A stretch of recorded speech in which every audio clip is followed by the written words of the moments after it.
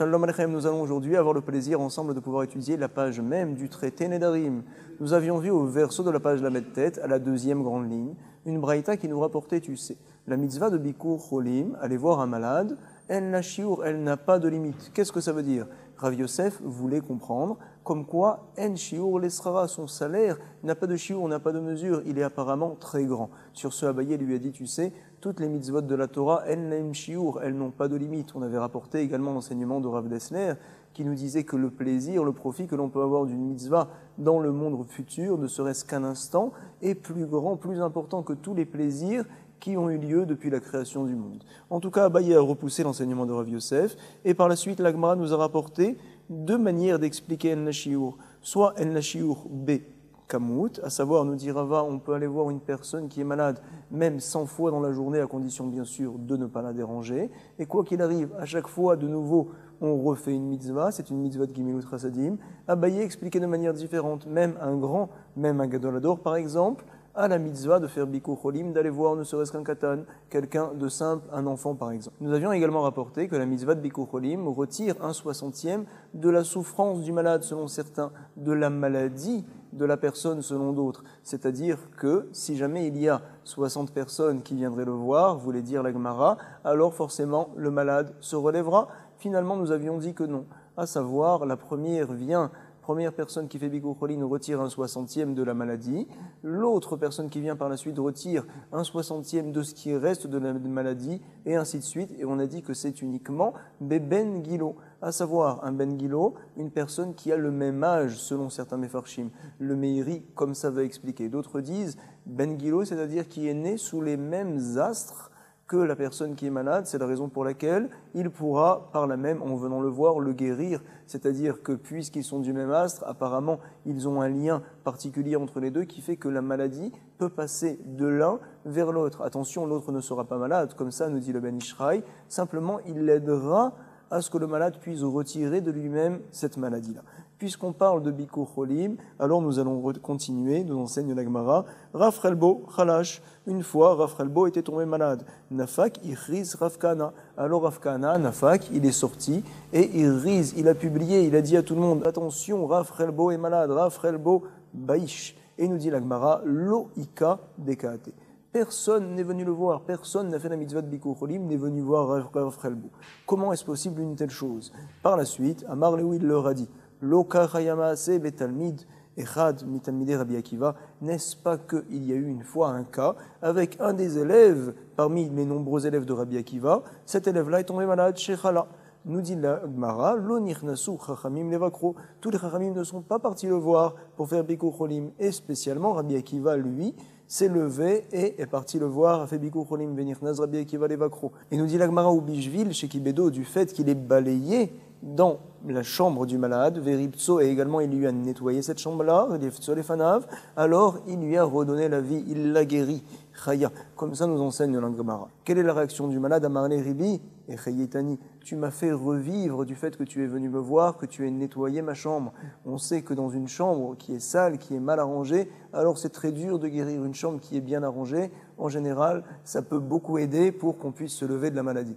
C'est la raison pour laquelle beaucoup de malades préfèrent avoir par exemple une vue sur dehors, avoir une fenêtre pour voir un petit peu ce qui se passe dehors, et en général ça joue beaucoup sur la guérison. On sait que toutes les maladies et également la guérison, c'est beaucoup psychologique, une grande part de psychologie là-dedans. En tout cas, nous enseigne la Gemara Amarle Rabbi Chiyetani.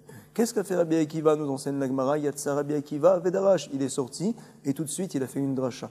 Kol Mishen Mevaker Cholim, toute personne qui ne fait pas la mitzvah de Bikur Cholim, attention c'est très grave, Keilu Shofer Damim, et on peut le voir dans le Rambam, comme quoi une personne qui ne fait pas Bikur Cholim, c'est comme s'il versait du sang, comme ça nous tenons la halakha, incroyable. En tout cas, demande les Mefarshim comment est-ce possible que les Talmidei Chachamim, à l'époque de Rabbi Akiva, ne sont pas partis voir le malade. Également, lorsque Rav Kahana a publié « Voici que Rav Chelbo est malade », personne n'est venu le voir. Comment peut-on comprendre une telle chose? Nous allons voir tout de suite dans Rashi la raison pour laquelle ils ne sont pas venus le voir. Baïch, nous dit Rashi, Chala, Veit, Degarse, Bash. Il y en a qui disent qu'il est marqué dans la Gemara Bash, sans Yud. Qu'est-ce que ça veut dire Bash? Tout d'abord, on a dit que c'est Rashi, comme ça nous enseigne en effet le Maharsha dans la Gemara. À droite, nous avons Rashi. Cependant, nous avions vu à la deuxième page du traité Nedarim que Rabbeinu Betzalel Ashkenazi, qui a écrit la Shita Mekubetset, nous rapporte que ce n'est pas Rashi. En effet, certains comprennent que c'est tout simplement Rabbeinu Gershon. En tout cas, le fait d'avoir enlevé un Yud à Baïch, ça va nous répondre à tout. Bâche, quelle est la traduction de Bâche? C'est-à-dire que le malade avait de la fièvre. Peut-être pourrais-je croire, comme quoi la mitzvah de Bikur Cholim, c'est uniquement aller parler avec une personne qui a de la fièvre, qui est malade par exemple, et donc quelqu'un par exemple qui a de la fièvre, ou bien qui ne peut pas recevoir de Bikur Cholim, qui ne peut pas parler, alors on n'a aucune mitzvah d'aller le voir, quoi qu'il arrive. Et sur ce est venu nous rapporter la Mora, à savoir Rav Kahana, comme quoi non, nous apprenons de Rabbi Akiva finalement qu'il y a d'autres choses à faire pour un malade même s'il ne peut pas parler, à savoir par exemple lui nettoyer sa chambre, lui arranger sa chambre, et c'est le chidouche que l'on apprend ici dans la Gemara. En tout cas, nous allons continuer après avoir vu l'enseignement de Rabbi Akiva, et nous dit la Gemara Kiyata Rav Dimi Amar. Lorsque Rav Dimi est venu d'Eret Israël en Babel, il a rapporté un enseignement particulier. Kol hamevaker et achole gorem lo sheyichye. Toute personne qui va visiter un malade, goremlo, il lui entraîne la guérison, qu'il puisse être guéri.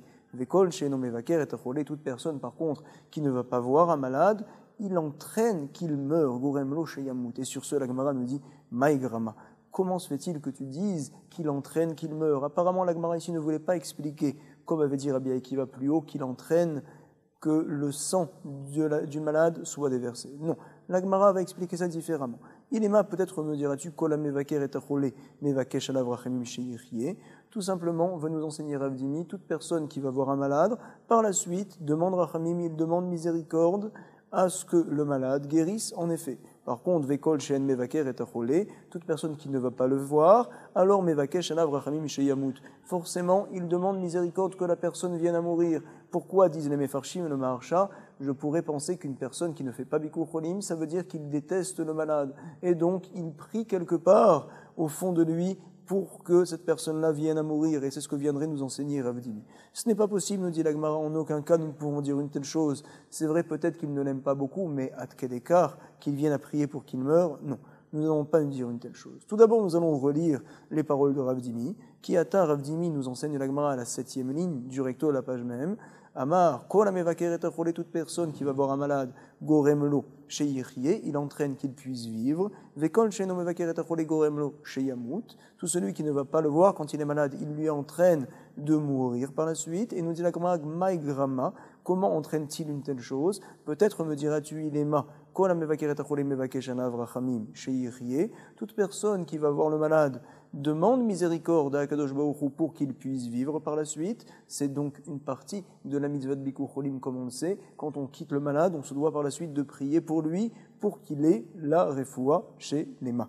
Et peut-être donc diras-tu, toute personne qui ne veut pas voir le malade, ça veut dire qu'il le déteste, et donc il prie pour qu'il meure. Ce n'est pas possible, va nous dire la Gemara, Salkadatar. Et là, Kol she'en mevaker et achole, en mevakesh alav rachamim, lo sheyichye velo sheyamut. Tout simplement, toute personne qui ne veut pas voir un malade ne demande pas miséricorde, ni pour qu'il vive, ni pour qu'il meure. À savoir, Bémet, il y a des gens qui sont très malades et on sait, tous les docteurs disent qu'ils ne pourront en aucun cas vivre. Du reste, nous voyons que ces souffrances sont très grandes et finalement, ils demandent à tous ses proches qu'ils prient pour qu'il vienne à mourir et qu'il arrête de souffrir. Qu'est-ce que l'on fait dans un tel cas?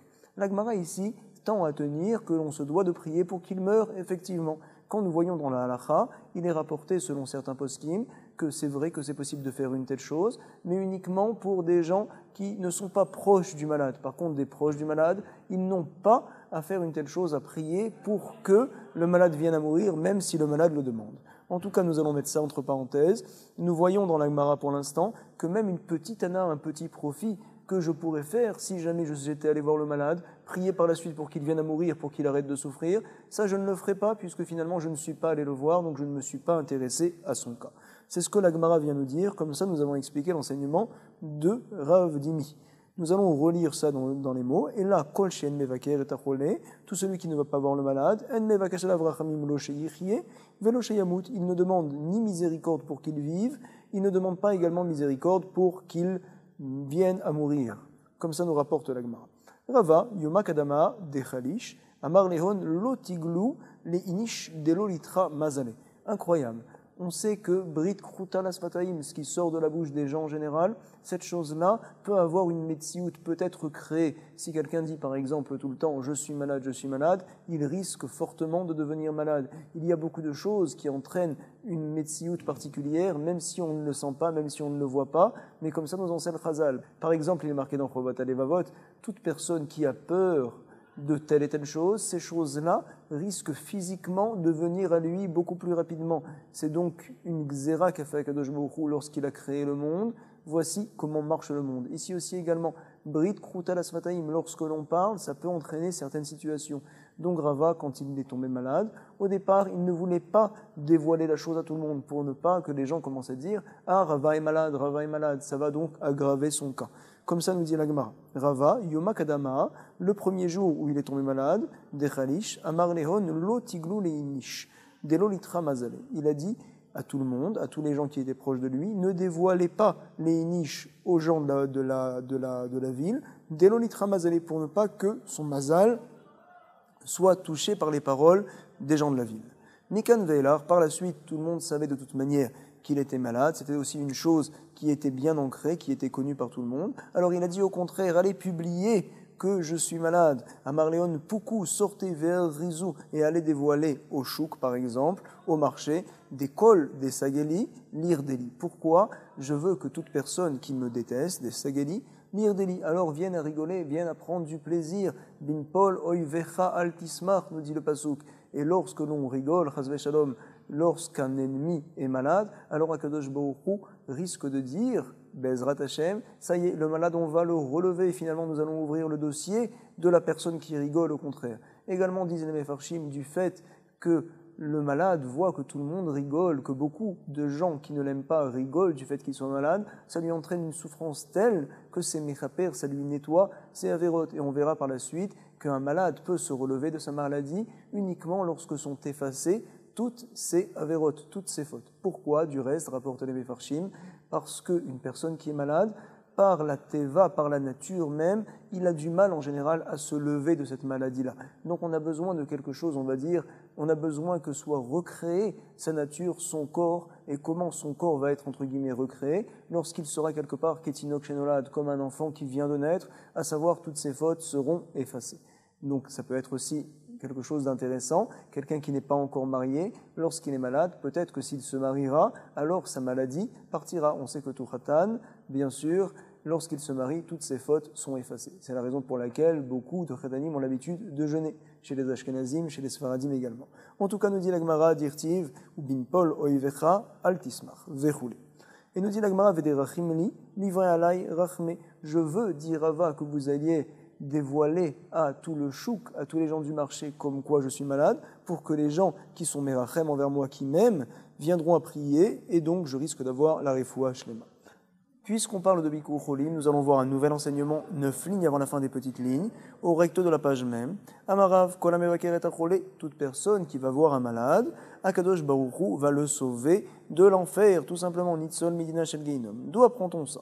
Dans Tehilim 41, il est marqué là-bas, Ashrei Maskil Eldal, heureux et Maskil, celui qui réfléchit au sujet d'un pauvre, d'un dal, Beyom Ra Yemaltehu Hashem. Le mauvais jour, donc, va le sauver à Kadosh Baruch Hu. Qu'est-ce que ça veut dire? Tout d'abord, le dal, le pauvre dont on parle en question, c'est quelqu'un qui est malade en fait. En dal et la cholé. D'où sait-on une telle chose? Dans Yeshaya Midala Yebatseini, on parle en effet d'une maladie là-bas. Et donc, on l'appelle dal. Bien que dal, en général, ça veut dire un pauvre, mais ici, on va l'expliquer en tant que malade. Parce qu'en général, un pauvre, comment on le sauve? Pas en réfléchissant à lui, mais en lui donnant de l'argent. Forcément, ici, on parle d'un cholé, d'un malade. Et donc, maskil, quelqu'un qui réfléchit aux différentes possibilités, on va dire, de sauver le dal en question, c'est-à-dire le malade. Il va prier pour lui, il va lui nettoyer sa chambre, il va lui arranger sa maison pour qu'il se sente mieux. Et donc, c'est ce dont on parle ici. Nous allons voir également un autre passage qui n'a mis min adin kra madoua ata kacha dal ben amelech baboker baboker. On apprend là-bas également dans Shmuel que l'on parle de dal bien qu'il s'agit d'un malade. Donc on voit que le dal en question, ça peut être un malade. Maintenant, lorsque l'on avait dit par la suite du pasuk que Beyomra Yimaltehu Hashem, Hashem va le sauver du mauvais jour, qu'est-ce que le mauvais jour nous rapporte la Gemara? C'est tout simplement le Gehinom, l'enfer, comme ça nous dit la Gemara. Enra et la Gehinom Sheneemar, Kol Pa'am Hashem Lema'anehu. Tout ce que Akadosh Baruch Hu a fait, les Ma'anehu, c'est pour lui, entre guillemets, c'est-à-dire pour que l'on honore son nom, le Shem d'Akadosh Baruch Hu, et forcément ça nous donnera un grand plaisir, un grand bonheur dans le monde futur, comme nous dit du reste le Messilat Yesharim. Un homme est créé pour avoir du plaisir, et le plus grand de ses plaisirs va être le fait d'être proche d'Akadosh Baruch Hu et de le louer. Vegam Racha, les Yomra, et le Racha, le malfaiteur, les Yomra aura un mauvais jour, c'est-à-dire il descendra en enfer. On apprend que Yomra, c'est l'enfer. On apprend donc qu'une personne qui fait Bikur Cholim va être sauvée de l'enfer, tout simplement. Incroyable. Comment est-ce possible une telle chose? Qu'a-t-il fait de particulier pour être sauvé de l'enfer? Mida Keneged Mida, ton ami était malade, il commençait entre guillemets à descendre dans les grandes souffrances, un petit enfer, on va dire, de sa maladie, et toi tu es venu le voir, tu as retiré de lui 1/60 de sa maladie, tu as nettoyé sa maison, tu l'as aidé à revivre. Mida Keneged Mida, toi aussi on te sauvera Beyom Ra. D'autres Mefarshim expliquent également qu'une personne qui est malade ne reprend sa guérison que lorsque Mitra Pro Avonotav, ses fautes sont entièrement effacées.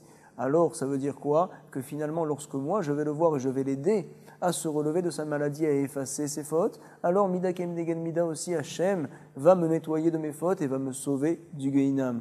Autre explication également formidable, on rapporte que lorsqu'on va voir un malade, alors en général, on réfléchit, ah, je risque moi aussi un jour de partir, je vois déjà ma fin, Chas v'Shalom. Il ne faut pas avoir de mauvaises pensées, c'est vrai, mais il faut toujours réfléchir à ce qu'il peut arriver dans la vie, donc être choser bitshuva kol yom, se remettre devant Hashem Yitbarach dans le droit chemin toujours, et donc Bezrat Hashem, cette personne-là, du fait qu'elle est partie voir le malade, a été choser quelque part bitshuva, elle sera sauvée du Gehinom. En tout cas, nous allons avoir le plaisir de continuer la Gemara, et nous dit la Gemara, Ve'im biker masraro, si jamais la personne fait bikur cholim, quel est son salaire? Ah, la Gemara nous dit quoi? Quel est son salaire? Masraro. On vient le dire tout de suite, il est sauvé du Gehinom, c'est formidable comme salaire. Kede Amar, Nitzol, Medina, Shel Gehinom, nous dit la Gemara, non. Et là, masraro ba'olamazé. Quel est son salaire dans le olamazé, dans ce monde-là? Nous savons, on le lit tous les matins, Eludvarim, Shadam Ose, Uchelotam Miperotem Baolamazé, c'est une Mishnah dans PA, voici les choses qu'un homme fait, qu'il mange donc les fruits, entre guillemets, de ces mitzvot-là, de ces actions-là, Baolamazé dans ce monde-là, mais le keren, le capital, on va dire, de ces mitzvot, lui seront gardés pour le monde futur. Ça ne lui enlève en rien tout le mérite du monde futur. Parmi elles, on dit bien sûr Bikur Cholim, et c'est ce qu'on voit tout de suite dans la suite du pasuk de Tehilim 41. Hashem Yishmerehu Vichayehu. Akadosh Baruch Hu va le garder, il va le faire vivre également. Veushar Baaretz, il va être donc heureux sur la terre. Ve'al Titnehu Benefesh Oivav, et il ne sera pas donné Benefesh Oivav à ses ennemis. Comment explique-t-on ce pasuk? Hashem Yishmerehu tout d'abord, le maître du monde va le protéger. De quoi? Du Yetzerara, du Satan. Également, Vichayou, il va le faire vivre. De quoi? Des Isurim. Si jamais il a des souffrances, ça va l'aider. Veushar Be'eretz. Qu'est-ce qu'on apprend de là? Il va être heureux dans la terre, chez You Akol Mitradimbo. C'est-à-dire que les gens vont tous parler de manière mechoubad, en donnant du kavod à cette personne-là. On sait que quel est l'homme qui reçoit du kavod? Celui qui sait donner du kavod aux autres. Lorsqu'une personne va voir le malade, il pense à son prochain, également les autres penseront à lui et lui donneront du kavod. Mida keneged mida. Et la suite du pasuk, ve'al titnehu benefesh olvav, il ne tombera pas entre les mains de ses ennemis, c'est-à-dire chez Izdamnulo re'im kenaaman chez Ripuet Sarato, il va avoir des re'im, des amis, comme l'avait Naaman, qui lui ont aidé justement, ses amis, à avoir la guérison de sa tsaraat, de sa lèpre. Comment est-ce possible une telle chose? On sait bien sûr que ses amis lui ont dit, écoute ce que t'a dit Elisha, d'aller te tremper dans le Jourdain, dans le Yarden, et tu auras la refoua shlema. Il l'a fait Naaman, et il a eu la refoua shlema. Donc forcément, une personne qui fait cette mitzvah de Bikur Cholim aura de bons amis. Il n'aura pas des amis, des mauvais amis, comme Rehoboam, le fils de Shlomo. Pourquoi? Et Malchuto, par leurs mauvais conseils, ils ont séparé le règne de Jéroboam, c'est-à-dire qu'il n'a plus régné sur tout Israël, mais uniquement sur la tribu de Yehuda de Juda. Nous allons expliquer le cas précis de Rehoboam, à savoir que les anciens, les vieux, étaient venus le voir et lui ont dit, tu sais, tu te dois d'alléger toutes les taxes que tu fais sur le Ham Israël pour que ton règne puisse continuer. Et au contraire, les jeunes, ses amis, lui ont donné de mauvais conseils et lui ont dit, tu te dois de renforcer, de donner de plus grandes taxes sur le Ham Israël, et donc par là même, ils viendront par la suite à se taire et à te laisser continuer ton règne. Nous allons parler de ça également par la suite. Tania, Rabbi Shimon ben Eliezer Omer, Im Yomru lecha yeladim, bané. Si jamais des jeunes viennent te dire construis, c'est bien pour toi, et les anciens te diront non, au contraire, détruis, c'est ce qu'il faut que tu fasses, ça va marcher, tu vas voir. Veskanim, Sator. Qui c'est qu'on doit écouter? Les vieux, les anciens ou les jeunes? Shma laskenim, on écoute les anciens et n'écoute pas les jeunes. Ve'al tishma la yaladim. Pourquoi? Chez Binyan Yaladim, une chose qui paraît apparemment comme un binyan, comme une construction, lorsque ça vient des enfants, des jeunes, on va dire, finalement, ce n'est pas une construction, au contraire, c'est une destruction, c'est une stira. Et à l'inverse, lorsque les anciens disent détruit, apparemment leur conseil est négatif, nous allons considérer finalement que c'est une construction, c'est quelque chose de très positif. Comme ça nous enseigne Rabbi Shimon ben Eliezer. Im yomru lecha yeladim bane veskanim sator, qui tu dois écouter les anciens, shma leskanim, ve'al tishma le yeladim, mais n'écoute pas les jeunes. Pourquoi? Chez Binyan Yeladim, stira, la construction entre guillemets des jeunes, c'est une destruction finalement, et la destruction des vieux, des anciens, c'est finalement une construction. Vestira zekanim binyan. Vesiman nadavar, comment vas-tu te rappeler d'un tel enseignement? Tout simplement, Rehoboam, fils de Shlomo HaMelech, on sait qu'il a écouté les jeunes et non pas les anciens. C'est la raison pour laquelle il n'a par la suite été roi que de la tribu de Judée et pas de tout Eretz Israël. Amarav Shisha Bered Ravidi, nous dit la Gemara à la 6e ligne, Lolis Od Inish Ketsira. Ketsira, c'est un malade, on ne va pas le voir les 3 premières heures de la journée. Lo betlet shae kedamaita, velo betlet shae batriata. Et non pas également pendant les 3 dernières heures de la journée, le soir. Non, on va le voir au milieu de la journée. De nos jours, dit le Rav Ovadia, on n'a plus tellement l'habitude de faire attention à ça. Mais en tout cas, on va voir tout de suite quel est le problème de faire une telle chose. Nous dit la Gemara. Pourquoi ne va-t-on pas le voir les 3 premières et les 3 dernières heures de la journée? Pour ne pas qu'il oublie de prier par la suite. À savoir, les 3 premières heures de la journée, il va bien le malade, et donc je vais l'oublier, je ne vais pas prier pour lui. Batriata, les 3 dernières heures, takif rouche, il est très fatigué, il ne se sent pas bien, et finalement je ne prierai pas assez pour lui parce que je pense que de toute manière, il ne va pas tenir. Autre enseignement de l'Agmara, Amar Ravi Namar Rav, Minayin Shekadosh Bochou Zanet Achole. D'où sait-on que le maître du monde lui-même donne la nourriture, nourrit le malade? On apprend ça encore une fois dans Teilim, même Aleph, Hashem Yis'adenu, Al Erez Dvai. Erez Dvai, c'est le lit d'un malade. Et lorsqu'il est marqué Yis'adenu, c'est-à-dire qu'il va le voir, c'est vrai, ça veut dire aussi également du Lachon Seouda qui lui donne à manger. Tout simplement, la nourriture est envoyée par Hashem Yitbarar. On sait très bien que les personnes qui sont faibles, les malades, Hashem leur donne la nourriture. Et également les almanot, par exemple, les veuves ou bien les orphelins, Akadosh Baruch Hu s'occupe d'eux beaucoup plus directement. C'est ce que l'on voit tout de suite dans la Gemara. Autre enseignement de Ravine au nom de Rav encore. Minaïn she'ashrina sherouya le malam imitato shel chole. D'où sait-on que la présence divine se trouve au-dessus du lit du malade? Il est marqué encore une fois, Hashem yisadenu aleres dvai, lisot, c'est-à-dire se poser quelque part. V'Hashem, Akadosh Baruch Hu vient se poser, donc justement en haut du lit du malade. Tanya Namieri, nous allons confirmer ça par une braïta 5 lignes avant la fin. Anichnas levaker et chole, lorsque l'on va voir un malade. Alors, lo yeshev, lo alamita, il faut faire attention de ne pas s'asseoir sur un lit, velo al gabe safsal, et de ne pas s'asseoir également sur une chaise, velo al gabe kissé, de ne pas s'asseoir sur un tabouret par exemple, et là mitratef veyoshev, on se doit de s'asseoir sur le sol, yoshev à la karka, mitratef en mettant un talit, en mettant par exemple un chapeau, en ayant beaucoup de crainte. Le maître du monde se trouve là, proche du malade. Disent les Mefarshim, comme quoi de nos jours, le malade n'est plus allongé sur le sol comme à l'époque. Il est allongé tout simplement sur un lit. Donc on peut s'asseoir sans aucun problème sur une chaise. Comme ça tient en tout cas le Rav Ovadia. En tout cas, Anichnas levaker et achole lo yeshev al gabe amita, velo al gabe safsa, velo al gabe kissé. Et la mitratev ve yoshev al gabe karka. Pourquoi? Parce que la présence divine se trouve au-dessus de la tête du malade. Tout simplement, incroyable. Chez Nehemar, Hashem Yisadenu Aleres Dvaï. Nous avons donc confirmé l'enseignement de Ravin au nom de Rav par une braïta.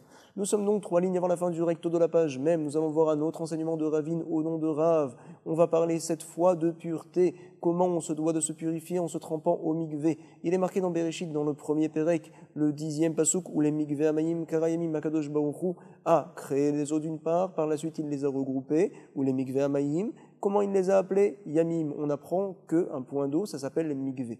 Donc on se doit de se tremper. Il est marqué également dans Vaïkra cette fois. Verachad b'mayim et kol besaro. On voit ça dans le pasuk Tedvav, Tedzaïn. À savoir, tout le corps de la personne doit être trempé. Les Kharmim ont appris aussi de là-bas qu'il faut qu'il y ait une concentration d'eau qui soit au minimum d'une ama sur une ama avec 3 amas de hauteur, à savoir environ 960 litres d'eau selon Reb Chaim Naeh. Le Chazonish pense que c'est 750 litres d'eau, ça suffit. En tout cas, on sait que tous les gens qui sont impurs se doivent de se tremper au mikvé. Qu'est-ce que le mikvé? C'est de l'eau de pluie qui tombe donc, non pas dans un cli, mais directement à l'intérieur du sol, qui se regroupe, et en fait, finalement, il n'y a pas d'action des hommes. Par exemple, si l'eau tombe dans une baignoire et qu'une personne vient à puiser l'eau de la baignoire et l'amener dans un endroit particulier pour que l'on puisse se tremper, ce n'est pas bon. C'est ce qu'on appelle maïm sheuvim, de l'eau puisée. Il faut que l'eau passe directement du ciel, arrive donc dans le point d'eau. Donc on apprend que cette eau-là doit être particulière, elle doit venir directement du ciel. Il y a d'autres choses, une autre possibilité de pouvoir se tremper, c'est donc dans Maïm Chayim, de l'eau vivante, à savoir, lorsque l'on se trempe dans une rivière, bien qu'il n'y a pas une grande concentration d'eau, il n'y a pas dans un petit endroit 360 litres, mais c'est de l'eau qui coule, on va dire, quand même, la Torah a dit qu'on peut se purifier de cette manière-là. On appelle ça Maïm Chayim. Et on voit ça particulièrement dans Vaïkra, Tedvav, dans le pasuk Yud Gimel. Verachas besaro memaim, Chayim. On parle là-bas d'une personne qui est zav, une personne qui n'a pas eu d'érection et qui a vu du zéra, qui a eu des pertes de semences. On lui dira, monsieur, tu te dois de te purifier, d'aller au mikvé, mais attention pour toi, tu ne peux te purifier qu'en te trempant dans ce qu'on appelle le maïm chayim, à savoir dans les rivières. Si par contre tu te trempes dans un mikvé, ça ne sera pas bon. Comme ça, on apprend au sujet du zav. C'est des points très importants que l'on se doit de savoir avant de lire le nouvel enseignement de Ravin au nom de Rav, 3 lignes avant la fin. Nous sommes du reste à la fin de la ligne et il vient nous enseigner, tu sais. Ve'amar Ravin, amar Rav. Mitra b'ma'arava, sahada, rabba. Parat. À savoir, en général, lorsque les Chachamim sont assez curieux de certaines choses, c'est pour déduire de ces choses-là des halachot. Il vient nous dire, tu sais, d'où sait-on qu'il y a eu beaucoup de pluie en Eretz Israël, nous qui sommes plus bas en Babylone, parce qu'on regarde tout simplement le fleuve qui s'appelle le fleuve de Prat. Ah, d'accord, très bien, c'est formidable, il y a eu beaucoup de pluie, donc nous avons rempli notre curiosité. Qu'est-ce que l'on apprend au sujet de la halacha? C'est ce qu'il vient nous enseigner Ravin au nom de Rav, comme quoi on ne peut pas désormais se tremper dans ce fleuve-là, dans cette rivière-là. Ah, pourtant nous avions dit que toutes les personnes qui sont tamées peuvent se tremper dans les rivières. C'est ce qu'on appelle Maïm Chayim, même si ce n'est pas de l'eau de pluie, même si l'eau donc n'est pas arrêtée, elle n'est pas concentrée à un certain endroit. La Torah a dit, tous les gens qui sont tamés peuvent se tremper dans ce qu'on appelle Maïm Chayim, entre guillemets, de l'eau vivante, de l'eau qui bouge, à savoir dans les rivières. C'est tout à fait permis. Pourquoi donc ne pourrait-on pas se tremper dans le fleuve qu'on appelle Prat, en Babylone? Justement, puisque les eaux de pluie sont tombées en Eretz Israël, beaucoup, alors nous avons peur qu'il y a dans ce fleuve-là un rove, la plupart, d'eau de pluie. Et donc il y a aussi un petit peu d'eau qui était déjà dans la rivière depuis longtemps. Alors finalement, je me retrouve à me tremper dans de l'eau de pluie. Mais on sait très bien que de l'eau de pluie ne purifie que si jamais l'eau de pluie est concentrée à un même endroit. On a 360 litres, une ama sur une ama avec 3 amas de hauteur. Et également, il faut que cette eau-là ne soit pas chayim, ne découle pas, elle soit concentrée à un endroit et elle ne bouge pas. Donc nous avons un problème. Comment pourrais-je me tremper dans le fleuve Prat? C'est ce que vient nous dire Rav, puisque la plupart des eaux là-bas, on a peur que ce soit des eaux de pluie finalement, puisqu'on voit que le fleuve a tellement augmenté en Babylone, ça nous prouve vraiment qu'il y a eu beaucoup de pluie en Eretz Israël. On a peur que la plupart des eaux qu'il y a dans ce fleuve-là sont des eaux de pluie, et donc ça ne pourrait pas être un bon mikvé, on ne pourrait en aucun cas se tremper là-bas. C'est ce qu'il vient nous dire tout simplement. Nous allons relire ça dans les mots. Mitra be Maharava, la pluie, Maharava donc à l'ouest, à savoir en Eretz Israël, Sahada Rabba, il y a un grand témoin de cette chose-là en Babylone. C'est quoi? Parat, le fleuve qu'on appelle Prat. Quand on le regarde, on voit que les eaux ont augmenté, ça veut forcément dire qu'il y a eu beaucoup de pluie. Et donc on ne pourra pas se tremper au mikvé. Nous allons voir tout de suite, ou pliga des Shmuel, comme quoi Shmuel n'est pas d'accord avec Rav. Il pense, lui Shmuel, de Amar Shmuel, Nahara, Mikipe, Midbarir. Qu'est-ce qu'on appelle kippa? Une kippa, c'est donc un couvre-chef, c'est donc également une couverture. La terre, donc la kippa de la terre, la couverture de la terre, fait dégager beaucoup d'eau. Comment se fait-il que le fleuve augmente énormément comme ça d'un coup? C'est parce que le sol lui-même a fait sortir beaucoup d'eau, a dégagé beaucoup d'eau.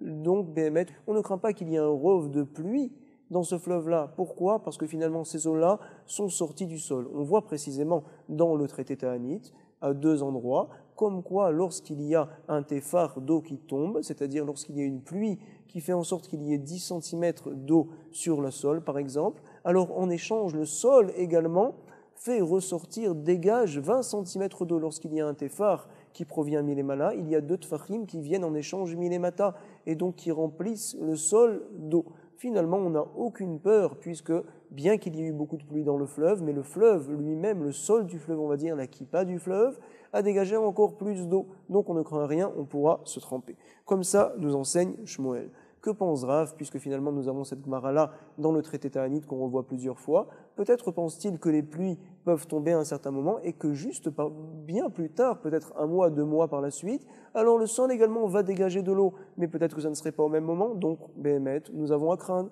Ou bien peut-être Rav n'est-il pas d'accord avec l'enseignement qu'on en voit là-bas dans le traité Ta'anit. En tout cas, nous dit la Gemara, Shmuel n'est pas d'accord avec Rav et il nous dit, du fait que l'eau provient du sol, donc finalement on n'a rien à craindre, on peut se tremper dans ce qu'on appelle Maïm Chaim, dans ces rivières-là, il n'y a pas de problème en Babylone. Et nous dit l'Agmara, ou plié des Shmuel à des Shmuel. On doit également savoir que Shmuel a dit un autre enseignement qui va à l'encontre de ça. C'est ce que l'on dit tout de suite, ou pliga des Shmuel à des Shmuel. Pourquoi? Des Amar Shmuel en Maïm Metaharin Bezochalin. Qu'est-ce que des maïm zochalin? Encore une fois, c'est des maïm chayim, de l'eau qui coule, c'est-à-dire donc de l'eau qui est en mouvement. Et donc Shmuel nous enseigne, en maïm metaharin bezochalin, lorsque tu veux te tremper dans les rivières par exemple, ça ne marchera que par exemple dans le fleuve qui s'appelle Parat, be Yom Tishri, à l'époque de Rosh Hashanah. Pourquoi? Parce que l'on sait qu'il peut y avoir beaucoup de pluie en hiver, donc on a à craindre également après les pluies, pendant l'été, il y a donc des neiges éventuelles qui commencent à sécher, et donc finalement, l'eau va rentrer dans ce fleuve-là, il va y avoir beaucoup d'eau de pluie qui va rentrer dans le fleuve et on ne peut pas se tremper. Vient nous dire Shmuel, on ne pourra se tremper que par exemple dans le fleuve de Parat, à l'époque de Tishri, de Rosh Hashanah. Bien sûr, là, à ce moment-là, il n'y a plus d'eau de pluie, il n'y a plus également de la neige qui a fondu, c'est sûr, donc il n'y a aucun problème, on peut se tremper. On voit que Shmuel contredit ses propres paroles, c'est ce que nous dit la Gemara. Et puis également, on doit savoir que le père de Shmuel tient, comme nous avait dit Rav, comme pense ici aussi également Shmuel, que Béhémet, nous avons peur que dans le fleuve, il y ait beaucoup d'eau de pluie finalement, et donc on ne peut en aucun cas se tremper là-bas. Encore une fois, pourquoi? Parce que les eaux sont en mouvement d'une part, et puis également parce qu'elles ne sont pas concentrées. On n'a pas dans un même point, dans un même endroit, 960 litres ou 750 litres comme nous dit le Chazonish. En tout cas, nous allons voir que le père de Shmuel également était marmir. On sait que ses filles, lorsqu'elles devaient se tremper au mikvé, alors il leur disait, voici ce qu'il leur faisait en tout cas. Abba de Shmuel, Avad Lehon, Mikvaot, Libinte. Il faisait donc pour ses filles des mikvés à l'époque du mois de Nissan. Bien sûr, il y a beaucoup de pluie à l'époque de Pessah. Et donc, on a peur. Il disait, ne vous trempez pas là-bas dans les rivières. Non, on va vous faire des mikvés particuliers parce qu'il a peur. Et à l'époque de Tishri, il disait qu'il n'y avait aucun problème de se tremper dans le parat, comme on le voit tout de suite, mais seulement, il leur faisait des espèces de tapis. Ou maftse beyome Tishri. Pourquoi? Parce que lorsqu'elles allaient rentrer dans le fleuve, peut-être que leurs pieds allaient être recouverts de terre ou bien de sable, et donc finalement, l'eau ne rentrerait pas, ne toucherait pas les pieds de ces madames-là, de ces jeunes filles. Et donc finalement, le mikvé ne serait pas bon, parce qu'on sait qu'il faut tremper et kol besarobamaïm, comme on a vu dans le pasouk. C'est la raison pour laquelle il mettait des tapis. En tout cas, nous allons le relire tout d'abord. Abba de Shmuel, Avad Lehon, Mikvaot, Lebinte.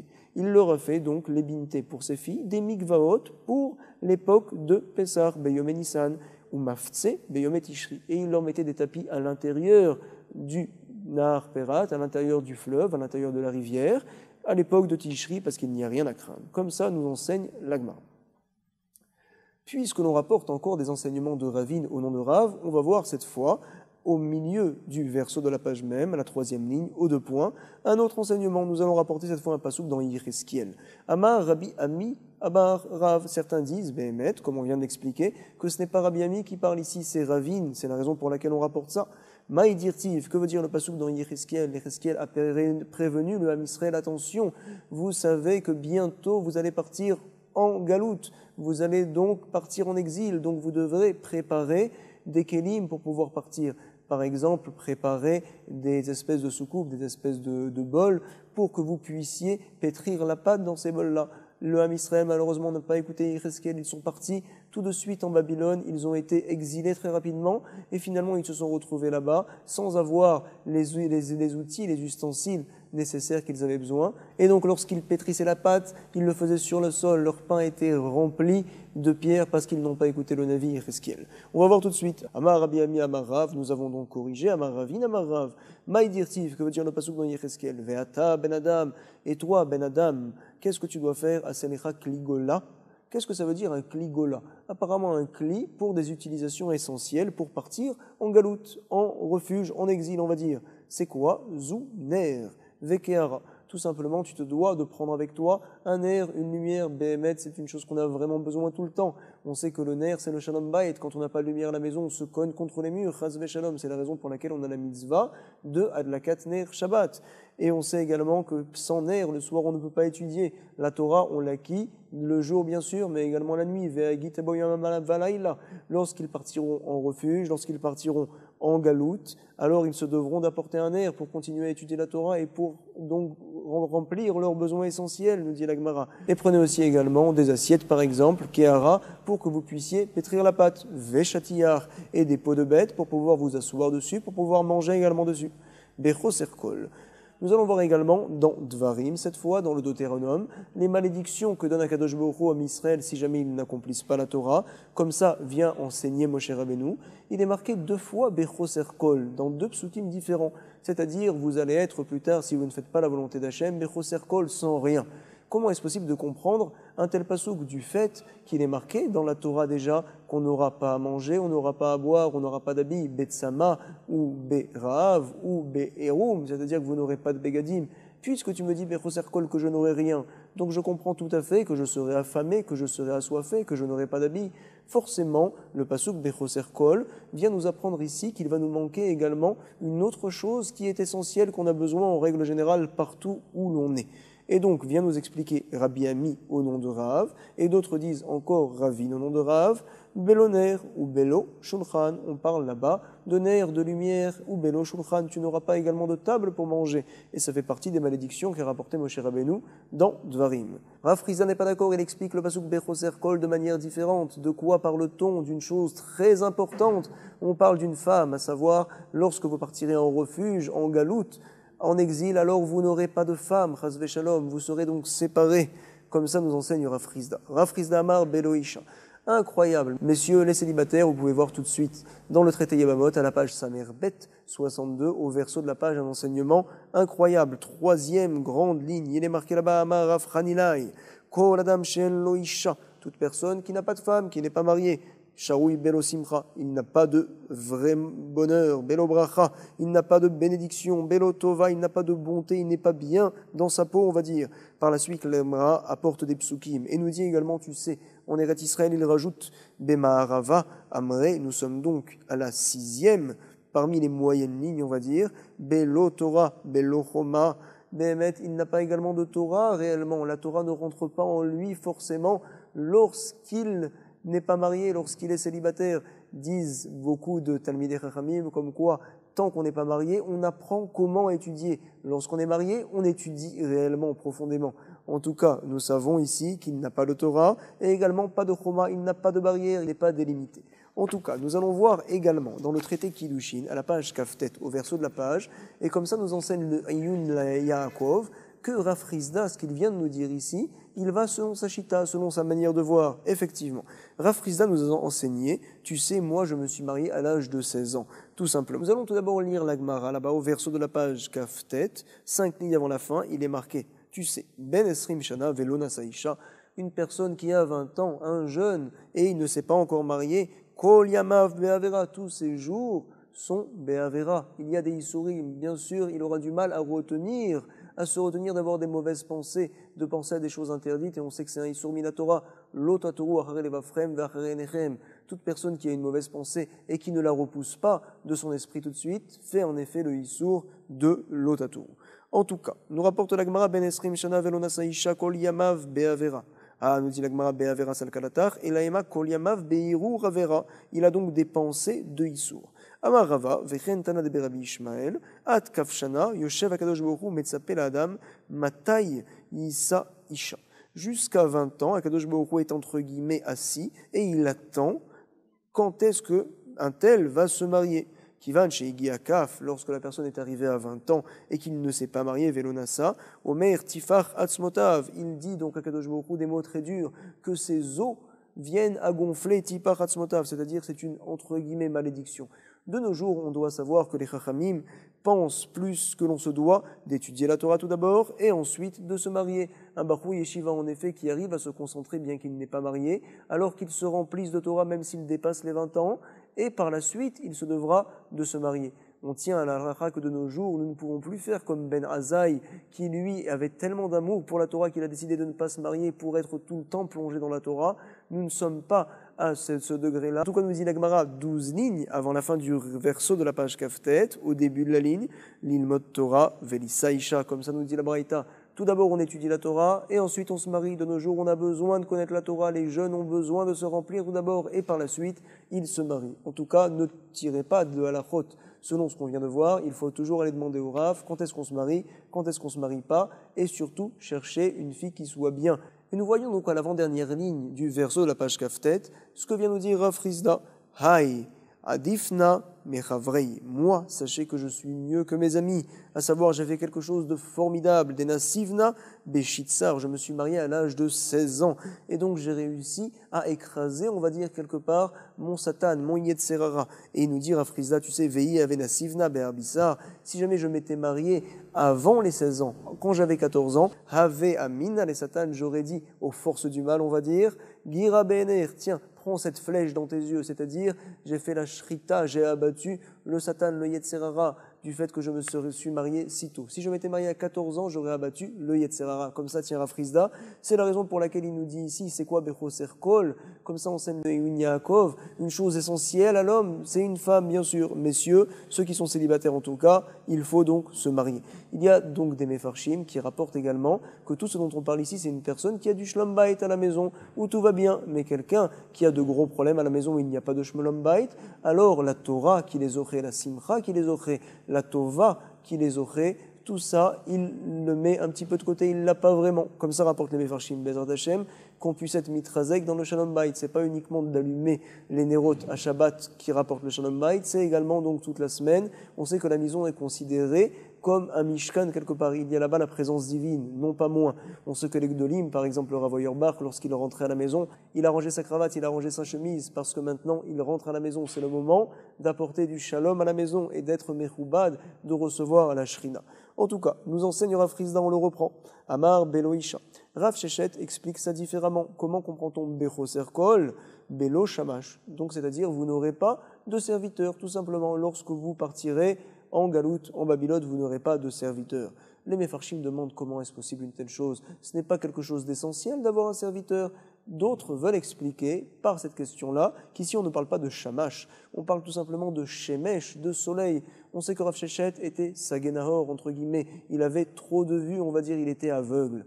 Et donc il dit une chose que tout le monde a besoin, c'est de pouvoir voir, et donc vous n'aurez pas de soleil même là-bas en Babylone. Voici les malédictions que l'on voit dans le Chumash de Varim. Rav Nachman n'est pas d'accord. Comment comprend-on le pasuk Bechoser Kol? Qu'est-ce qui est vraiment essentiel à l'homme? C'est le da'at, on va dire l'esprit lucide, l'esprit clair. Quelqu'un qui acquiert de la Torah, il acquiert également du da'at. Et donc Rav Nachman nous dit Belodat, là-bas vous serez perdu. En Babylone, vous n'aurez pas l'esprit clair, vous n'aurez pas donc l'esprit également sain pour bien étudier la Torah, vous n'aurez pas de date. Nous avons une braïta qui nous confirme un petit peu cette chose-là que l'on va voir par la suite. Tout d'abord, Tana, Belo Melach ou Belo Revav. Comme quoi, Behemet, quelqu'un qui n'a pas de date, c'est finalement comme s'il n'avait pas de mélar de sel pour manger son repas, pour manger son pain. Il n'avait pas également de graisse pour pouvoir manger son pain. Il le mange comme ça, le pain sec. Et donc finalement, c'est pas très bon. Une personne également qui n'a pas de date, tout ce qu'il peut avoir, tout ce qu'il peut faire, ça manque. Il y a vraiment un manque. Amar Abaye nous rapporte la Gemara, nous confirmons ce que nous a dit Rav Nachman, Naktina, nous tenons que En Ani et la Bedaat. On sait que les Baalei Moussar utilisent souvent cette Gemara-là, elle est très forte. Quelqu'un qui est considéré comme Ani, un vrai pauvre, c'est quelqu'un qui n'a pas de date, qui n'a pas d'esprit, on va dire. Il n'a pas l'esprit clair, lucide, limpide. C'est ce qu'on considère comme un vrai Ani, un vrai pauvre. On nous rapporte également le Sefer Mirtav Meliaou, le Rav Dessler, comme quoi tout ce qu'on pense, finalement, c'est une metsiout. Ce n'est pas moins que la réalité qu'une metsiout. Quelqu'un qui est au kollel, qui est censé étudier mais qui pense à la banque, on considère vraiment comme s'il était à la banque. Quelqu'un qui, à l'inverse, est à la banque mais qu'il pense au Divrei Torah, c'est comme finalement s'il était dans les cieux, entre guillemets, s'il était au Beth Midrash en tout cas, ça c'est sûr. Donc Behemet, la pensée, ce qu'on a dans le Da'at, c'est vraiment une metsiout, comme ça nous tenons. Et donc un vrai pauvre, c'est une personne qui est pauvre dans son esprit. Disent les Mefarshim, ce qu'on appelle pauvre maintenant, de nos jours, quelqu'un qui n'a pas d'argent, on utilise ce même mot-là, pauvre, mais Behemet, un vrai pauvre, c'est quelqu'un qui n'a pas vraiment l'esprit clair, limpide et également rempli de Torah. En tout cas, nous rapporte Abaye, Naktinan, Enani et la Bedaat. Nous sommes donc à la 5e ligne du recto de la page Mem Aleph et on voit un dernier enseignement. Bema Rava Amre, en Eretz Israël, ils disent des Dabé, quelqu'un qui a en lui le Da'at, l'esprit clair, limpide, qui est rempli de Torah également. Koulabé, c'est comme s'il avait tout, cette personne-là. Par contre, des Lodabé, quelqu'un qui n'a pas l'esprit clair, qui n'a pas l'esprit limpide, on va dire, qui n'est pas rempli de Torah, Mabé, qu'est-ce qu'il a en lui? Il n'a rien. Si jamais la personne est née avec un esprit clair, alors c'est formidable. Si jamais il ne l'a pas, il faut qu'il l'acquérisse. Comme ça nous dit l'Agmara, Dakane Machaser. Si Behemet, par la suite, il a acquis ce da'at-là, cet esprit clair-là, alors qu'est-ce qui lui manque? Il a tout ce qu'il faut. Lokane, Makane. Si par contre il n'a pas acquis un esprit clair, il ne s'est pas forcé à avoir l'esprit limpide, on va dire, à être rempli de Torah également, Makane. Alors qu'est-ce qu'il a acquis? Finalement, il a acquis des biens, il a acquis beaucoup de choses, c'est vrai, mais en tout cas, ce qui lui manque, c'est l'esprit clair. Une fois, une personne dans toutes ces situations se disait « Ah, il me manque telle chose, il me manque quelque chose, je me sens pas bien dans telle situation, dans telle situation. » Alors il voulait tout arranger par la suite. Il a décidé, il a dit « Tu sais, finalement, qu'est-ce qui me manque? C'est un da'at, c'est un esprit. » C'est-à-dire que toutes les situations où je me trouve peuvent être également vues de manière positive. Tout simplement, ce que je dois changer, c'est ma manière de voir la situation, c'est mon da'at. Alors Bezrat Hashem, que l'on puisse avoir un bon da'at et voir cette fois l'étude de la page même de manière très claire, en la révisant, en la reprenant. Toda Rabba, beaucoup de Hatzlacha, Kol Tov.